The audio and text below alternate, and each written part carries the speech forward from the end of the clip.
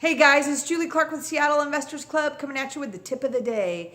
Today's tip is going to be about the 3 types of seller leads that I will say are less desirable than the other leads.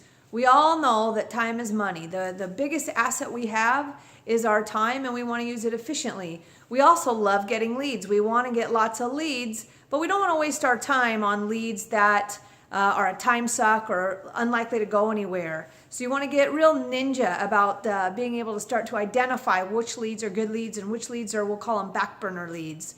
So today's tip is about the 3 leads that I would say are leads that are okay to put on the back burner.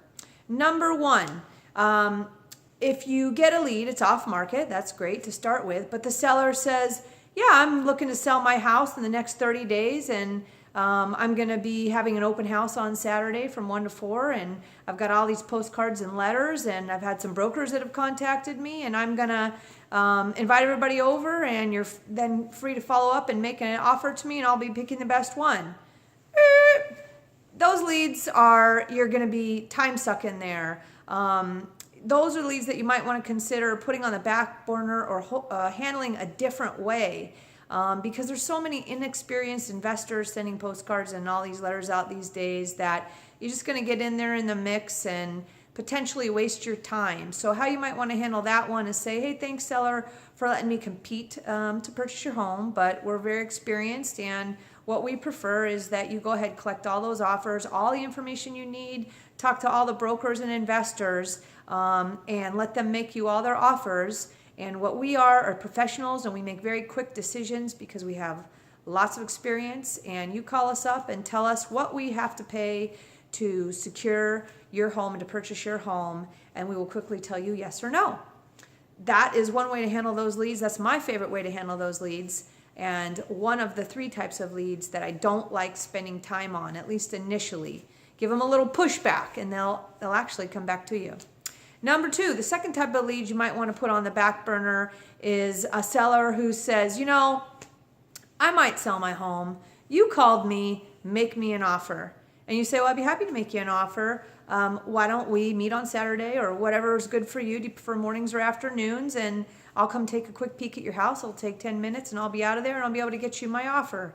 And they say, no, I don't really want to do that. Just make me an offer ahead of time so I can see if you're in the ballpark, if you're in the range that interests me. And then if so, maybe we can, I can show you the property after that. That's called no motivation. In that case, I would not, again, I would try and put control back into your court, just like we did with the first type. We're going to take control in this one by saying, if I made you an offer, first of all, you probably already have an idea in mind of the price that you want because you have a ballpark in mind that'll even make it worth it for you to show me the house. So why don't you just tell me what that is, and I'll tell you yes or no, and tell you if I'm in the ballpark. That's one way to answer it. The other would be, if you want to be a little more subtle and not so aggressive like that, you might say, how about this? Why don't we meet in the middle? Why don't you send me some photos of your house that I can take a look at, so I'm not making just some blind offer to you that means nothing. And once I get those photos from you, I'd be happy to talk about a price range with you. I'm not going to say that that's necessarily the price, but we can have a starting discussion based on that. That way, if you don't want to just kill the lead, you make them jump through a hoop and take some action for you that shows if they are even motivated, because those actually are non-motivated sellers that won't even be bothered to show you their house.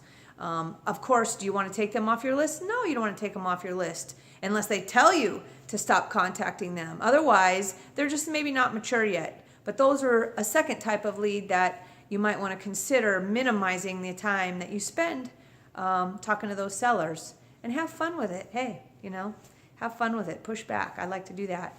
The last type of lead that I put the brakes on a little bit if it's not going my way or if I don't get the right responses is more so because I'm a broker. Some of you guys, I hope all you guys are getting your real estate license since you're in the real estate business. But me, myself, I'm a broker investor. So it's very important for me to know, why am I a broker investor? Because I get the best of both worlds. If I can't buy it, I'll list it. Anything goes. I'll refer it, get paid any way there is to get paid. You've got to do it, especially in this 2018 market that we're in. you want to be able to monetize every lead. So one of the leads that we get is where you might think you're not sure if it's wholesale or listing. If the house is too nice, just by doing your desk analysis, it might be hard to determine just from the Google Street View or a drive-by if it's of the quality that is going to qualify for a cash offer on a wholesale, or if it's more fitting for a listing. So one of the things that I also do if I'm not sure, because I don't want to waste my time, is I say, hey, Mr. Seller, tell me, what's your plan B if you don't get a cash offer that works for you? Do you have a friend or a relative that's going to help you list and sell your home if you don't get a cash offer off market that works for you? And then I zip it, okay?